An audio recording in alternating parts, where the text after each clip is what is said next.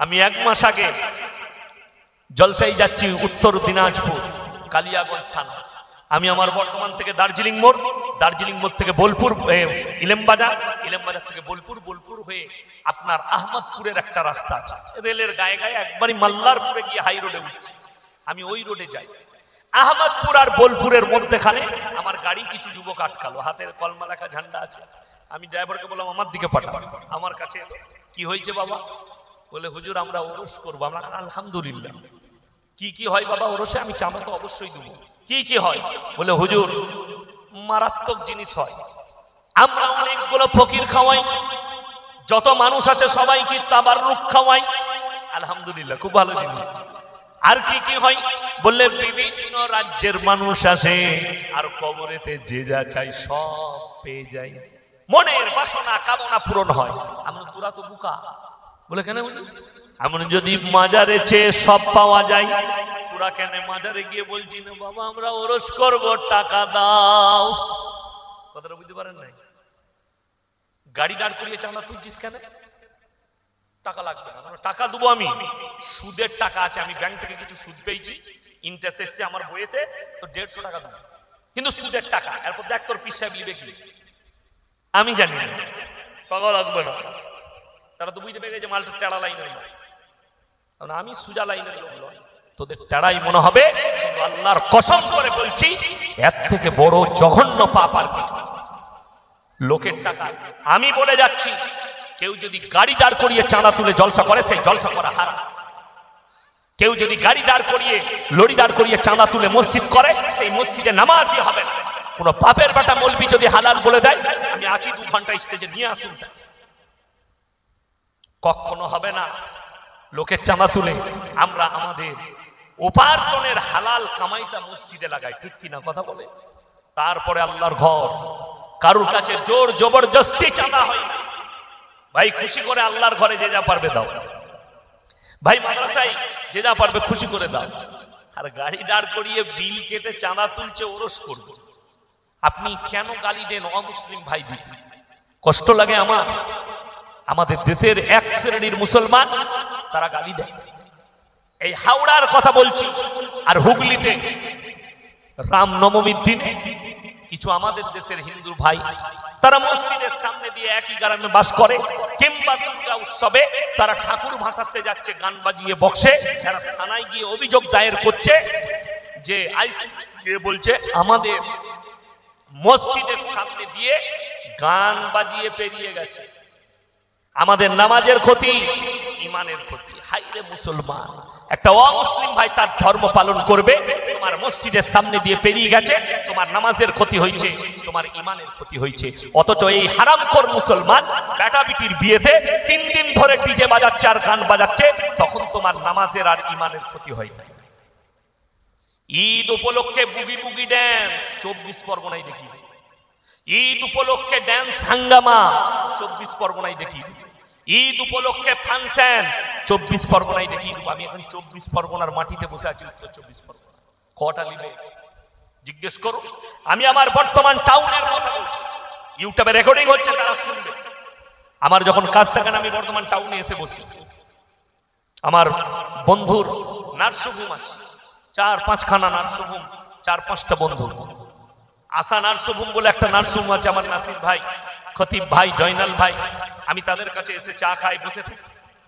তো যদি কারো বাপের হিম্মত হয় আমাকে আটকাবে। বর্ধমান টাউনে ঈদের চাঁদ উঠা থেকে শুরু করে পাড়ায় পাড়ায় মুসলিম ছেলেরা ডিজে বাজায় ঈদের দিনে সারাদিন, আর হারামখোররা ড্যান্স করে। আর আপনি অপরকে গালি দিচ্ছেন। ওই জন্য তো প্রথমেই বললাম, ইস ঘর কো আগ লাগি ঘর কি চিরাগ। মুসলমান তোমরা নিজেদের ঘরে নিজেরা আগুন ধরিয়েছ। আজকে আমাদের সমাজ ধ্বংসের পথে চলে যাচ্ছে। কেন? এক শ্রেণীর আলেমদের দ্বারা এই পাপগুলো হচ্ছে। তারা ফতোয়াবাজি করছে, আমাদের বিরুদ্ধে বলছে, না এরা ভুল বলছে, করা যাবে। দেখেছেন বাংলাদেশের এক গন্ড মূর্খ হারামখোর ফতোয়া দিচ্ছে, যে বিয়েতে গান বাজনা হবে না সেই বিয়ে হারাম। জোরে বলুন নাউজুবিল্লাহ। কত বড় মূর্খতা, কত বড় বর্বরতা। এই যুগ আসবে, আপনি রুখতে পারবেন, কিয়ামত হতে হবে। আর আরো যা দেখতে পাচ্ছেন পাপের বোঝা আরো আরো পাপ আসছে, এমন এমন পাপ আসছে আপনি রুখতে পারবেন, খালি চোখের পানি পড়বে আপনার চোখে দেখে, তাছাড়া কোনো উপায় থাকবে না। কেন? বেঈমান কাফেরের আখলাক আর চরিত্র মুসলমানের মধ্যে প্রবেশ করতে শুরু করেছে, তারা জাল ছুড়ে দিয়েছে, আর সেই জালে মুসলমান ফেঁসে গেছে, ভালো রকম ফেঁসেছে। তা না হলে সাহাবীদের আখলাক দেখুন তাকি, সাহাবীদের চরিত্রগুলো দেখুন তাকি, তাদের আখলাক কি ছিল। তাদের উপরে বেত্যাঘাত করা হয়েছে কিন্তু দিন থেকে সরে। আজকে মুসলমান দিন বিক্রি করছে টাকার জন্য, নিজের স্বার্থের জন্য দিনকে বিক্রি করে বসে আছে। আমার ভাই, অনুরোধ করে বলে যাচ্ছে, যাদের কাছে দ্বীনি শিক্ষা নাই অবশ্যই দ্বীনি শিক্ষা নিবে। আমি যদি সমীক্ষা করি, আপনারা বলুন তো, প্রত্যেকটা মুসলমান নরনের জন্য দ্বীনি ইলম হাসিল করা কি ফরজ? আমি চ্যালেঞ্জ ছুড়ে বলে গেলাম, এই গ্রামটার নাম ফাজিলপুর, তাই তো? এই থানাটা কি থানা? দেগঙ্গা। এই গোটা দেগঙ্গা থানায় যদি সমীক্ষা করা হয় মুসলমানের কাছে দ্বীনি ইলম আছে, আমি বলে যাচ্ছি 95% মুসলমানের কাছে দ্বীনি ইলম। 95, নারী হোক কিংবা পুরুষ হোক, হারাম হালাল জানে না, দিন বদ্দিন জানে না, শিরক বিদআত বুঝে না, কুফরি বুঝে না। বেঈমান কাফেররা যে জাল ছুঁড়েছে, সেই জালটা দেখার ক্ষমতা আপনার চোখের দ্বারা, ইলমের দ্বারা, যেহেতু সেই ইলমটাই আপনার মধ্যে নেই, যে বেঈমান কাফেররা যে জালটা ছুঁড়ছে এটা সম্পূর্ণ ভ্রান্ত এবং কুফরি আকীদা। আমি গত বছরে আমার বর্ধমান জেলায় এক জায়গায় জলসা করেছি, ভাতার থানা। আমি বয়ান করেছি বন্ধন লোন, গ্রুপ লোন নিয়ে। সেই গ্রামের একটা মেয়ে মায়ের ঘরে গিয়ে আমাকে খুব গালি দিয়েছে। আমার এক আত্মীয় খুব ঝগড়া করেছে তার সঙ্গে, সে আমাকে ফোন করে বলছে, ভাই আপনাকে খুব খারাপ খারাপ বলছিল। আমরা কোন গ্রামে বাড়ি? ওই গ্রামে। আমরা খোঁজলাম, সে যে কোনো পাপেতে লিপ্ত আছে। বলে ভাই সে গ্রুপ লোনের হেড। ওই জন্যই তো আমি সেখানে বলেছিলাম 10টা করে মেয়ে গ্রুপ করছে, বেঈমান কাফেররা জাল ছুঁড়েছে আর মুসলমান ফেঁসে গেছে। তাদের মধ্যে যে হেড, এই 9টা মেয়ে তাকে ম্যাডাম বলে ডাকে। আসে মনে করে বিরাট ব্যাপার, এমনি ম্যাডাম হতে পারে না, ও সুদ খাবার ম্যাডাম হয়েছে। এইটা বলার কারণে আমাকে গালি, এটা বলার কারণে ইয়াসিন সাহেব খারাপ, এতে কোনো দোষের নেই। কোরআন স্পষ্ট আছে, ওয়াহাল্লাল্লাহুল বাইয়া ওয়া হাররামার রিবা। আমি তোমাদের জন্য ব্যবসাকে হালাল করেছি, সুদকে হারাম করেছি। রাসূল সাল্লাল্লাহু আলাইহি সাল্লামের হাদিস, 1 টাকা যদি কেউ সুদ খায়, নিজের মায়ের সঙ্গে 36 বার জিনা করার সমান পাপ। এটা বলতে পাবো না, এটা বললে অপরাধী, এটা বললে ইমামকে তাড়িয়ে দিবে। আজকে বড় কষ্ট লাগে, সমাজের পরিবর্তন নাই। কেন আজকে কষ্ট লাগে? কোথায় জানেন? আপনি ইমাম যদি মসজিদে হক কথা বলে, তারপরের দিন কমিটির লোক তাড়িয়ে দেয়। আরে পশ্চিম বাংলার কথা বলছি, যদি 1000 মসজিদ হয়, 900 মসজিদের সেক্রেটারির বউ পর্দা করে না, 900 মসজিদের কেসিয়ারের বউ বেপর্দা। তাদের বাড়িতে দিন নাই, তাদের বাড়িতে নামাজ নেই, তাদের বাড়িতে রোজা নেই, তাদের বাড়িতে দিনদারি নেই, অথচ তারা এসে ইমামকে বলে সময়ে নামাজ পড়াবে, ইমামকে ফতোয়াবাজি। বড় কষ্ট এটা। যার কাছে নিজস্ব দিন নাই, সে মানুষের কি বিচার করবে? তার দ্বারা মসজিদ কিভাবে পরিচালনা হবে ভেবে দেখেছেন? এই গোটা দেগঙ্গা থানায় বার করুন কতজন আছে। আর কেউ যদি বাপের বেটা থাকেন, যদি বলেন আপনি ভুল বলছেন, আমাদের মধ্যে দ্বীনি ইলম আছে, এই স্টেজ থেকে একজন বাপের বেটা দাঁড়ান, আমি যদি আপনাকে দিয়ে প্রমাণ করাবো আপনার কাছে দ্বীন নেই, দ্বীনি ইলম আপনার মধ্যে নেই। যদি দ্বীনি ইলম থাকতো, মুসলমান কখনো লটারির টিকিট কাটতো, মুসলমান মদ পান করত, মুসলমান মিথ্যা কথা বলতো, মুসলমান গাঁজা খেত, মুসলমান বিড়ি সিগারেটে অসুস্থ হয়ে পড়তো। আজকে কত নামাজি নামাজ তো পড়ে, কিন্তু এরা বিড়ি সিগারেট গুটখা ছাড়তে পারে। কেন? হুজুরকে বলেছে হুজুর বিড়ি সিগারেট খাওয়া কি? হুজুর বলেছে মাকরুহ। দিয়ে হুজুর যখন মাকরুহ বলেছে, তাহলে চালিয়ে যায়। তাহলে হুজুর খেলে তো কথাটা বুঝতে পারেননি? তোমার হুজুরকে বলো হুজুর আপনিও সিগারেট খান, ইমাম সিগারেট খেলে তাকে তাড়িয়ে দিবি, আর তুই খেলে মাকরুহ, কবরে যা বুঝতে পারে। বড় কষ্ট লাগে। লেখা আছে হানিকারক, ক্যান্সারের কারণ। কেউ যদি আত্মহত্যার পথ বেছে নেয় এটা হারাম, কেউ যদি নিজে থেকে আত্মহত্যা করে এটা বহুত বড় পাপ। আপনি বিড়ি সিগারেট গুটখা সেবন করছেন, তার মানে আত্মহত্যার পথ বেছে নিচ্ছেন, নিজের জীবনের ক্ষতি করছেন। তার মানে আপনি নামাজ পড়লেও আপনি পাপী, তাহাজ্জুদ পড়লেও আপনি পাপী, যেহেতু আপনি নিজের জীবনের নিজে থেকে ক্ষতি করছেন জেনে শুনে। আমাদের দেশে অনেক মুসল্লি আছে সকালবেলায় বিড়ি না খেলে হাগাই হবে, বাস্তব বলছি। এটা শুধু আপনার মসজিদ বলি না, গোটা পশ্চিম বাংলায় যে মসজিদে যাবে ফজরের সময় পায়খানায় বসেছে বিড়ি টানছে, সে বেরোনোর পরে ইমাম আর ঢুকতে পারে না, এত গন্ধ। অথচ আপনি জানেন হাদিস, পেঁয়াজ খেয়ে, কাঁচা পেঁয়াজ খেয়ে মসজিদে যাওয়া যাবে না, রাসূল নিষেধ করেছেন। কেন? তোমার দ্বারা যেন কেউ কষ্ট না পায়। আল্লাহ রাসূলের হাদিস, তোমরা মুমিন ততক্ষণ হতে পারবে না যতক্ষণ পর্যন্ত তোমার কাছ থেকে তোমার প্রতিবেশী সুরক্ষিত। আলহামদুলিল্লাহ, তাদেরকে সুরক্ষা পেতে হবে, আপনি সুরক্ষা দিতে পারেন না। এরপর ভেবে দেখুন, কাঁচা পেঁয়াজ খেয়ে গেলে রাসূল নিষেধ করলেন যেন তোমার পাশের মুসল্লি কষ্ট না পায়। আর বিড়ি সিগারেট গুটখা খেলে আতরের মতো সেন করে তো নাকি? সব থেকে প্রথমে গিয়ে তুমি তোমার বিবিকে জিজ্ঞেস করবে যে আমি যে বিড়ি খাই, গুটখা খাই, সিগারেট খাই, তোমাকে কেমন লাগে? ও মনে মনে বলবে আট কুড়ের বেটা তোকে ঝাঁটা মারতে মন যায়, কিন্তু করবে কি স্বামী? এটা আর মনের খবর বলছি নারী, তোমার কষ্টটা, তার বিবির কষ্টটা একবার দেখেছো? তুমি পাশে দাঁড়ালে যদি মুসল্লি কষ্ট পায়, যে তোমার সঙ্গে সারা রাত বিছানায় কাটায়, তোমার দুর্গন্ধে তার কষ্টটা কতটা একবারও দেখেছো? তার হৃদয়কে জিজ্ঞেস করেছো? অথচ তুমি এই খারাপ জিনিসগুলো, নোংরা জিনিসগুলোকে শ্রবণ করছো ভালো মনে। ওই জন্য ইসলাম আপনি নিতে পারেননি।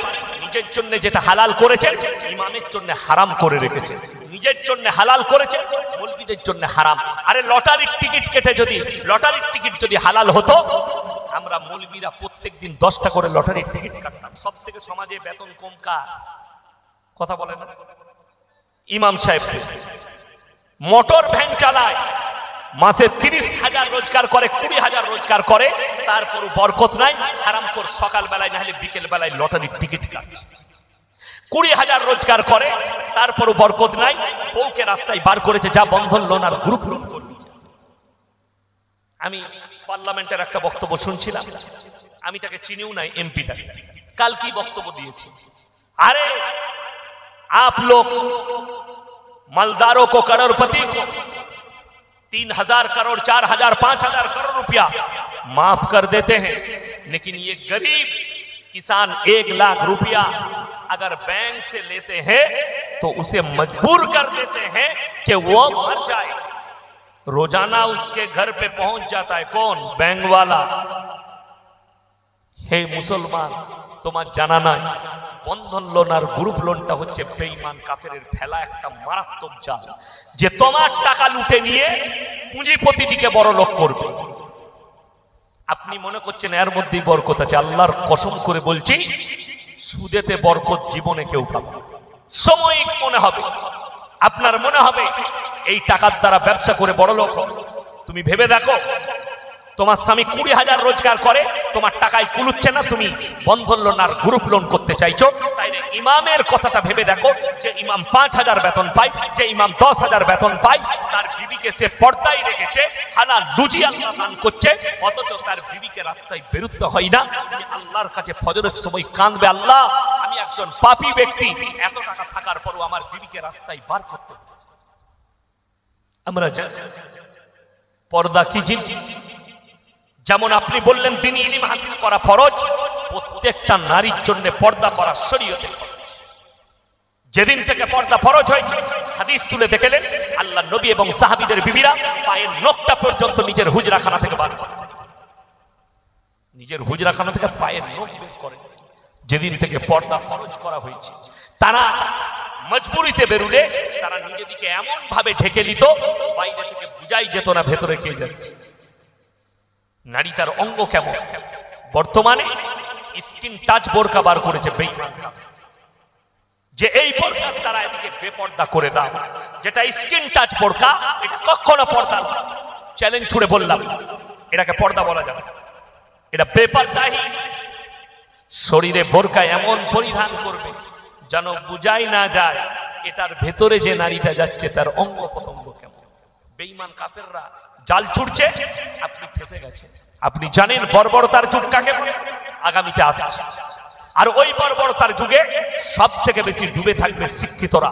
আজকে ভারতের সমীক্ষায় বলছে সব থেকে বেশি সমকামিতে লিপ্ত হয়েছে শিক্ষিত যুবক আর যুবতীরা। একটা চাষিবাসী অশিক্ষিত, সব শিক্ষিতরা এই পাপে লিপ্ত হয়েছে। ভারতে পরকীয়াকে লিগেল করে দিয়েছে সরকার, সুপ্রিম কোর্ট রায় দিয়েছে পরকীয়া লিগেল। কারুর বউ যদি রাতের বেলায় শুয়ে থাকে কারুর বিছানায়, সকাল বেলায় থানায় গেলে আপনার কেস দায়ের হবে, যা পারবি করবে। ভারতে লিগেল এটা, তার প্রতি অ্যাকশন নেওয়া হবে। দেখে বুঝতে পারবে থানার বাবু বেই করে। আপনারা তো চোখে দেখতে পাচ্ছেন, ছেলে মেয়ের 18 বছর পেরিয়ে গেলে সে যদি পালিয়ে গিয়ে বিয়ে করে, বাম্মার কোনো উপায় নেই। তারা যদি বলে ফিরবো না, আপনি কিছুই করতে পারবেন না। প্রশাসন তাকে প্রোডাকশন দিবে, সুরক্ষা প্রশাসন দিবে তাকে। এটা হচ্ছে সমাজ ব্যবস্থা। দিনের দিন কোন দিকে এগুচ্ছে আপনি ভেবে দেখুন। আল্লাহ রাসূল সাল্লাল্লাহু আলাইহি সাল্লামের হাদিস, আখরি জামানায় সব থেকে বড় মারাত্মক জিনিস যেটা আসবে সেটা হচ্ছে হারাম আওলাদে ভরে যাবে। হারাম আওলাদ কিভাবে ভরবে?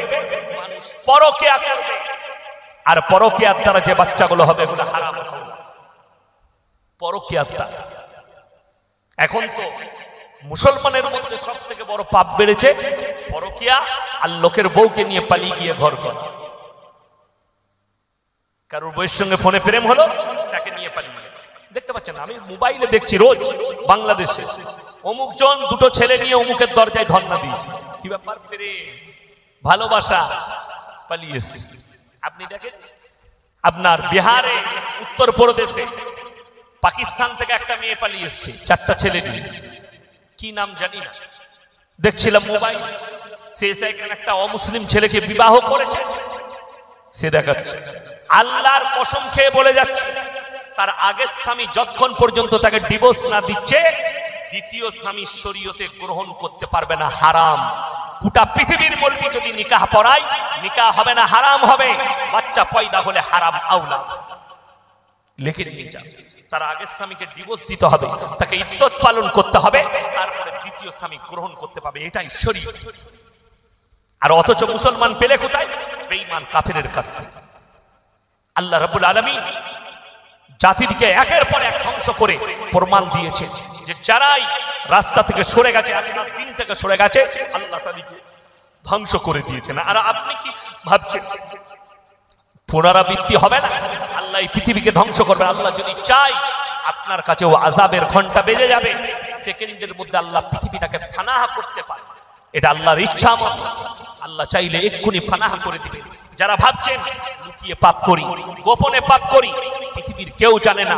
আল্লাহ কিয়ামতের দিনে হিসেব এমন ভাবে নেবেন, আল্লাহর কাছে এত সহজ। আর এক শ্রেণীর পাপী দিকে আল্লাহ তাআলা কোরআনে আছে সূরা ইয়াসিন, জবানটা বন্ধ করবেন। আল-ইয়াওমা নাখতিমু আলা আফওয়াহিহিম ওয়া তুকাল্লিমুনা আইদিহিম ওয়া তাশহাদু আরজুলুহুম বিমা কানু ইয়াকসিবুন। হে আমার বিশ্বনবী, পৃথিবীর মানুষকে বলো, এক শ্রেণীর পাপীদের জবানটা কিয়ামতের দিনে বন্ধ করে দেওয়া হবে।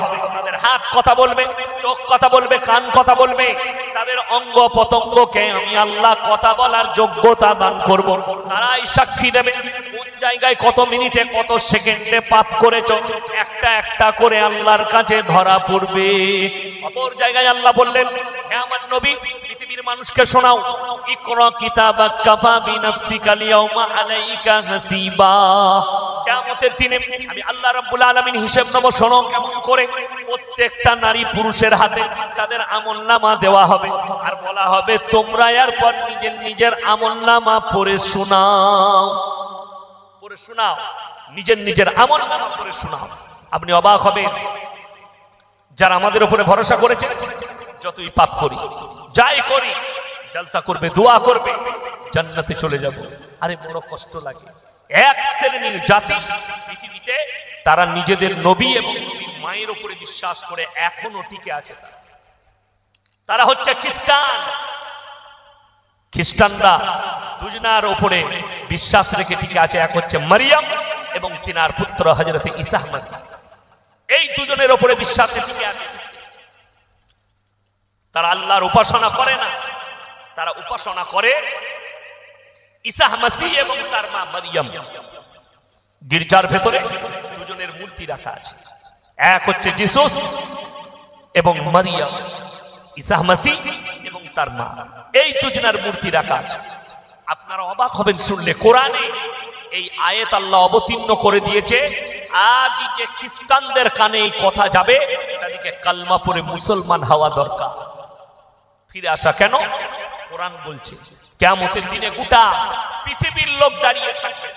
আল্লাহ কোরআনে বলেছেন, হে আমার নবী, আমি ঈসা মাসীহকে দাঁড় করাবো কিয়ামতের দিনে। কোথায়? গোটা পৃথিবীর মানুষের সামনে কাঠগোলায় আদালতে যেমন মুজরিমকে দাঁড় করানো হয়, আমার ঈসা মাসীহকে দাঁড় করানো। আল্লাহ কি প্রশ্ন করবেন সেটাও কোরআনে বলে দিয়েছেন। ইয ক্বালাল্লাহু ইয়া ঈসা ইবনে মারইয়াম আ'আনতা কুলতা লিন-নাসি ইত্তাকিদুনি ওয়া উম্মিয়া ইলাহাইনি মিন দুনিল্লাহ। ওগো মরিয়মের পুত্র ঈসা, তুমি কি বলেছিলে তোমার কওমকে আল্লাহ ছাড়াই আমি আর আমার মায়ারও দুটো আল্লাহ?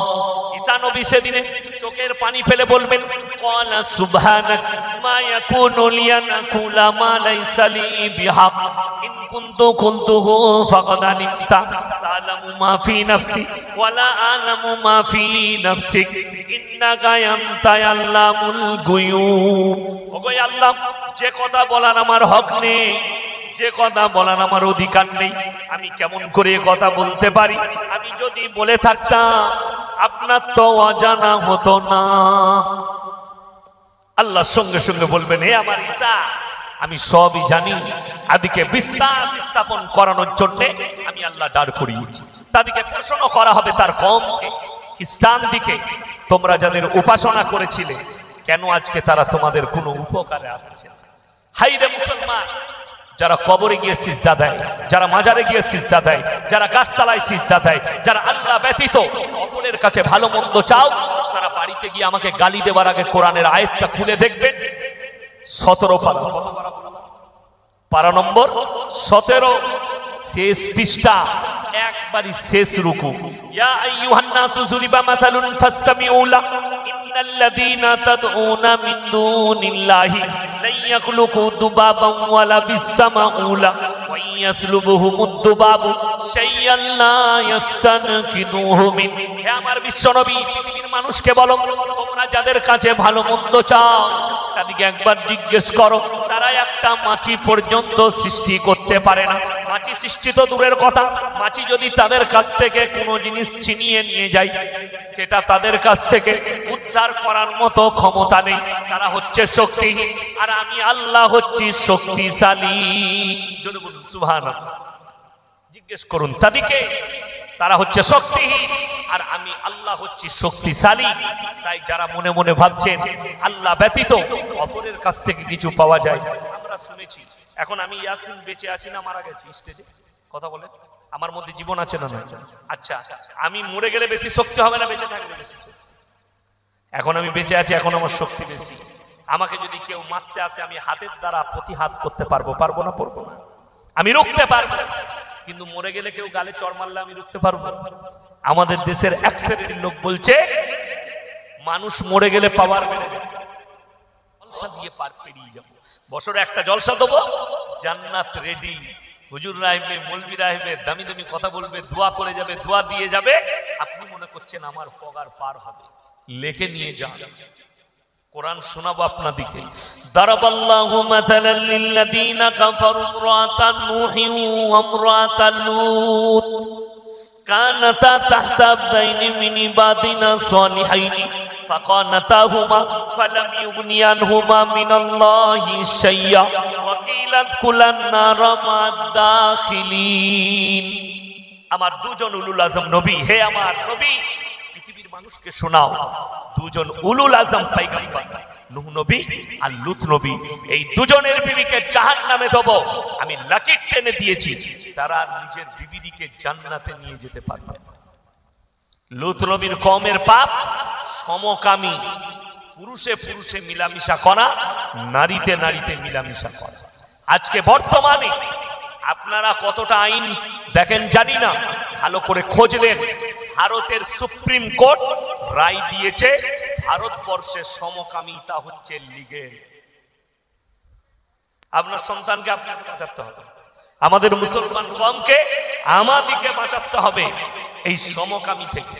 অনেক চাষিবাসী লোক, সাধারণ লোক জানে না সমকামী মানে কি। পুরুষে পুরুষে বিয়ে, নারীতে নারীতে বিয়ে। অনেক পুরুষ অনেক মেয়ে জেন্ডার পরিবর্তন করছে, লিঙ্গ পরিবর্তন, বেটা ছেলে থেকে মেয়ে ছেলে, মেয়ে ছেলে থেকে বেটা ছেলে। বাংলাদেশে ঘটেনি, শরীফ থেকে শরীফা আপনারা পড়েছেন, জেন্ডার পরিবর্তন। আল্লাহর কসম করে বলছি, কিয়ামতের দিনে তাদের জন্য জাহান্নাম ছাড়া কোনো রাস্তা। বুখারী শরীফের হাদিসে আছে, রাসূল আকরাম সাল্লাল্লাহু আলাইহি সাল্লাম বললেন, হে আমার সাহাবীরা শোনো, দুজন ব্যক্তির দিকে আমার আল্লাহ তাকাবেন না একবার। একজন হচ্ছে ওই ব্যক্তি যে পুরুষ নারীর মতো রূপ ধারণ করে। এখনকার কিছু ছেলে বেরিয়েছে দেখবেন কানে বালি পরে। কে পড়েছে? কোন হারামখোর ফিল্মের আর্টিস্ট সালমান খান নাকি কানে একটা বালি পড়েছে না রিং পড়েছে, এই হারামখোর কান ফুটো করে রিং পড়েছে। মুসলমান হাতে বালা, হাতে চেন। আমি গাড়ি থেকে নামলাম, কি আমার মনে পড়ছে না, কে একটা ছেলে আমার সঙ্গে মুলাকাত করলো, হাতে চেন আছে। এদেরকে আল্লাহ কিয়ামতের দিনে বলবে যে তোমরা নারীর রূপ ধারণ করে দেখাও। তারা বলবে আল্লাহ আমরা অক্ষম। আল্লাহ বলবে তোমাদের জন্য বিকল্প রাস্তাই নাই, জাহান্নাম। যে নারীরা পুরুষের রূপ ধারণ করে, জিন্সের প্যান্ট গেঞ্জি, ছেলেদের মতো চালচলন, ছেলেদের মতো চুল, এই নারীটিকেও কিয়ামতের দিন আল্লাহ প্রশ্ন করবেন, তোমরা রূপ ধারণ করে দেখাও। তোমরা তো পুরুষ ছাড়তে চাইছে, ছেলে হতে চাইছে, তোমরা একবার ধারণ করে দেখাও। তারা বলবে আমরা অক্ষম। তাদের জন্য জাহান্নাম ছাড়া বিকল্প কোনো রাস্তাই নেই। ওই জন্য মুসলমান, আপনি মনে মনে ভাবছেন আমি গরুর মাংস খাই, মুসলমান। আমি মুসলিম ঘরে জন্ম নিয়েছি, মুসলমান। আমি যখন মসজিদে গিয়ে মাথা ঠুকি, আমি মুসলমান। আমি যখন উমরায় যাই, আমি মুসলমান। আমি যখন হজের ময়দান থেকে হজ করে ঘুরে আসি, আমি মুসলমান। আপনারা জানেন এই বছরে হজের ময়দানে, খালি আরাফাতের ময়দানে 1 ঘন্টা না 1 দিনের ভেতরে 1 কোটি জিবি খালি নেট ইউজ হচ্ছে। 1 কোটি জিবি নেট ইউজ করেছে, এটা ইন্টারনেটের খবর। বড় আশ্চর্যের বিষয়, মানে হজ করতে গেছে, ভিডিও করে বেটাকে দেখাচ্ছে, দেখ আরাফাতের ময়দানে আছি, এটা মিনা, তার নাম সেলফি হাজি। আমি নাম রেখেছি সেলফি হাজি। যারা প্রকৃত আল্লাহকে রাজি করতে যাবে, ক্যামেরা করার সময় থাকবে। আমার আব্বাজি হজে গিয়েছিল, যেদিনে চাপালাম, যেদিনে নেমেছে, আব্বাজি ছাত্র একজন মক্কায় থাকে, তাকে জিজ্ঞেস করলাম ফোন করে, আব্বাজি নেমেছে বলে পৌঁছে গেছে, হোটেলে উঠে গেছে। ফোনটা দাও, তার ফোনে কেমন আছেন, ঠিক আছে, কোনো অসুবিধা নেই, কোনো অসুবিধা। তারপর থেকে যেদিনে উনি চাপবেন ফিরছেন, সেই দিনে তার ফোনেতেই কথা হলো, আমি এই সময়ে চাপছি, এই সময়ে দমদমে পৌঁছাবো, গাড়ি রেডি রাখবে। বাস তার মধ্যখানে ওখানে গিয়ে তো সিমটাও নেয়নি, মোবাইলটা ভরাইছি, সিম ইউজ করেনি। কেন? সেই জায়গা তো ইবাদতের জায়গা, আল্লাহকে রাজি খুশি করার জায়গা, সেলফি তোলার জায়গা নয়। বড় কষ্টের বিষয়, মুসলমান ইবাদতটাকেও মজাক বানিয়ে, এই বলছিলেন না সোশ্যাল মিডিয়ার কথা, মোবাইলে দেখছি একটা ফটো ছেড়েছে, বন্যা হয়েছে, যে এতটা পানিতে দাঁড়িয়ে নিয়ত বেঁধেছে, নামাজ পড়েছে। হ্যাঁ তুই সিজদায় গেলে মরে যাবি না, নাকে পানি ঢুকে, তো এটা ধোঁকাবাজি নয়, তা কি দিয়ে বলছে আমিন লেখু, এত বড় আল্লাহওয়ালা 1 কোমর পানিতে দাঁড়িয়ে নামাজ পড়াবে, সিজদা কি করে করবি, তোর পাটার লুঙ্গি তো উপর দিকে উঠে যাবে। এ ধোঁকাবাজ আর প্রতারক। ইসলামে ধোঁকা নেই, প্রবঞ্চনা নাই, প্রতারণা নাই। আল্লাহর কসম, ইসলাম সত্যের উপরে টিকে আছে আর ন্যায়ের উপরে টিকে আছে। যারা গালি দেয়, আমি সেদিনে ভগবতীপুরে ছিলাম, ফুরফুরার পাশে ভগবতীপুর জাঙ্গিপাড়া থানা, সেখানে বলেছি বাবা মুহররম মাসে হযরতে হোসেন শহীদ হয়েছে। সামনে জিলহজ্জা চলছে, পরই মুহররম আসবে। তোমরা জানো মুহররম মাসে 10ই মুহররম হযরতে হোসেন শহীদ হয়েছেন কারবালার প্রান্তে। আপনাদের এখানে ফুটবল টুর্নামেন্ট হয় না? কোথাও খেলা হয় না? ফুটবল টুর্নামেন্টে খেলা হয়। যারা হেরে যায় তারা নাচে না, যারা জিতে যায় তারা নাচে? কথা বলে না। যারা জিতে যায় তারা খুশি মানায়। আমি বললাম তোমরা কোন দলের বলো? যার বাড়িতে লোক মারা যায় সে কাঁদে না লাচে? কাঁদে। যার বাড়িতে যার আত্মীয় মারা যায় সে কখনো ড্যান্স করে না। হাই রে মুসলমান, হযরতে হোসেন শহীদ হয়েছে, 10ই মুহররম মদ খেয়ে ডিজে বাজিয়ে ড্যান্স করছে, বলছে আমি দুঃখ পালন করছি। এটা বললে আমরা খারাপ? এটা বললে আমি ইয়াসিন খারাপ? 12ই রবিউল আউয়াল ঈদ মিলাদুন নবীর নাম করে ফেসবুক আর ইউটিউব এখনো খুলে দেখে নেন, বাগনানের মাটিতে, হাওড়া জেলার বাগনানে মুসলিমদের যুবকরা ডিজে বাজিয়ে ড্যান্স করেছে আর গান চালিয়েছে। সেখানে একজন হুজুরও হাজির ছিলেন, আমি নাম দেব। তিনি জয় হোক প্রতিবাদ করেছেন যে আমি আগে জানলে আসতাম না। খুলে দেখলেন, পেয়ে যাবেন, এখনো ফেসবুক আর ইউটিউবে ভাসছে ওই ড্যান্সটা, মুসলিমদের যুবকরা। আমি ওই হাওড়া জেলার বাগনানে জলসা করতে গিয়ে বললাম কোলাঘাটে 12ই রবিউল আউয়ালে ঈদ মিলাদুন নবীর জশ্ন বার করা হারাম। সঙ্গে সঙ্গে একজন প্রশ্ন করলে দলিল দেন। আপনার দলিল আমার কাছে নাই। বলে আপনার কাছে দলিল নাই, আপনি হারাম করছেন।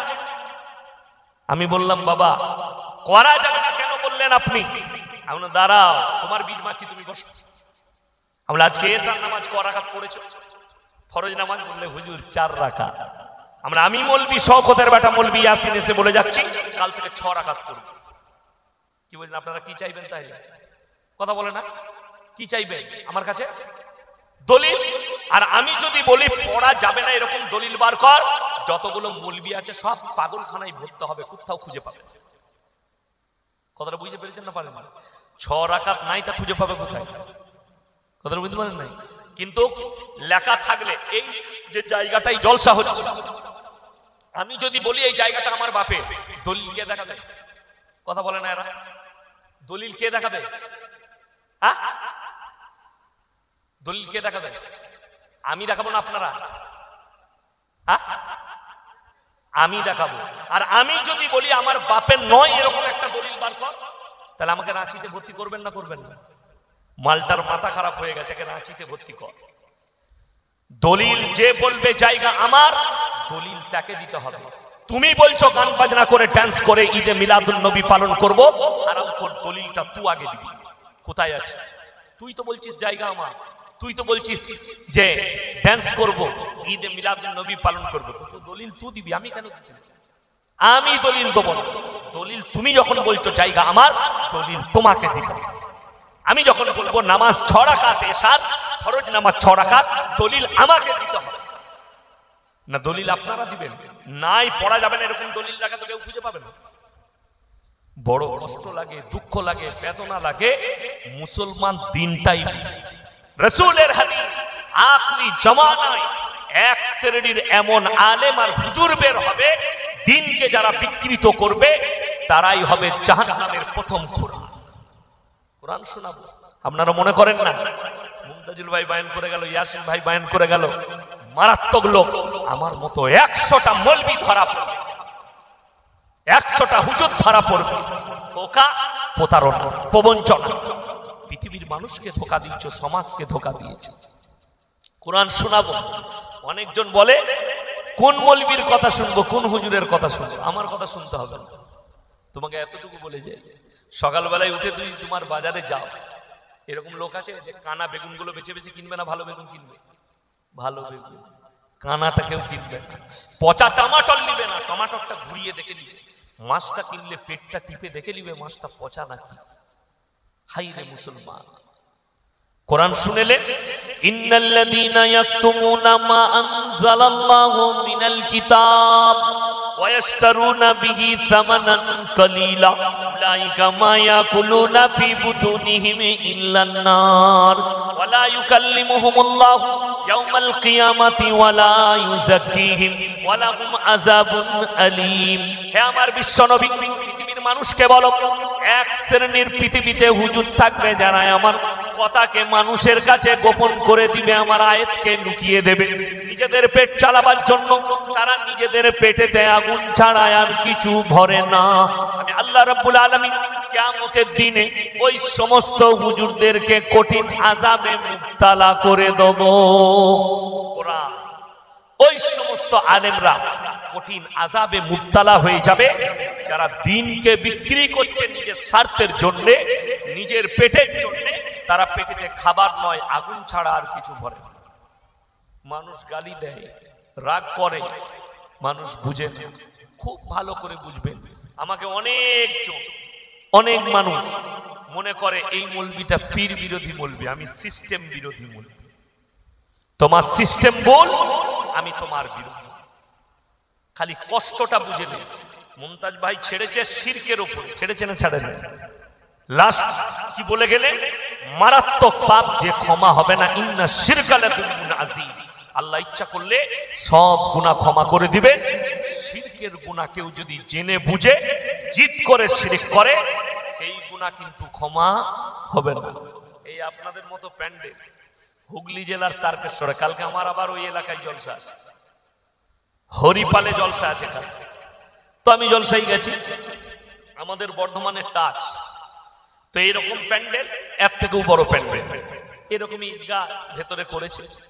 তো প্যান্ডেলের পাশে একটা এই যে গাছ আছে, এর থেকেও বিরাট গাছ, গাছের চারিদিকে প্যান্ডেল করেছে, গাছ উপরে নিচেই দোন। আমি যখন স্টেজে গেলাম, গাছের গোড়ায় একটা কলমা লেখা টানা ল্যাপটানো আছে।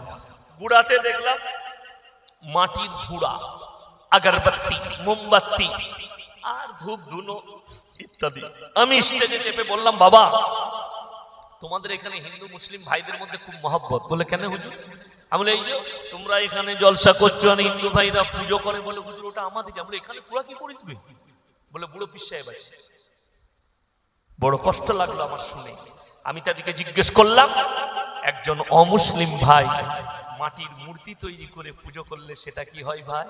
বললে কোরআনের পরিভাষায় শিরক, আল্লাহ ব্যতীত অপরকে বিশ্বাস করা, মাটির মূর্তি তৈরি করা। তারা মাটির মূর্তি তৈরি করে সেখানে সিজদা দিলে, তার কাছে ভালো মন্দ চাইলে যদি শিরক হয়, তুমি মাটির ঘোড়া রেখে সিজদা দিলে এটা কি করে দিন হতে পারে? তোমার বিবেককে জিজ্ঞেস করো।